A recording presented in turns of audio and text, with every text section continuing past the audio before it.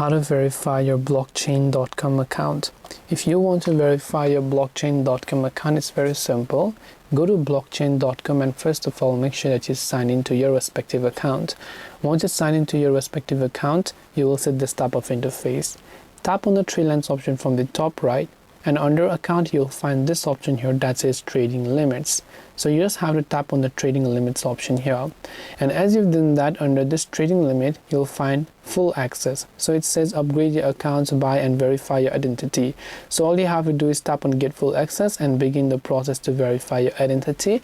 And once you've done that by filling up your government issued ID or license or your national identity card, you can start the verification by taking a picture, and once done your account will get successfully verified. And this way you'll be able to verify your blockchain.com account. Hope this video was very helpful. If you have got any more questions, then feel free to leave them down below. Thank you for watching till the very end of this tutorial, and see you soon in the next video.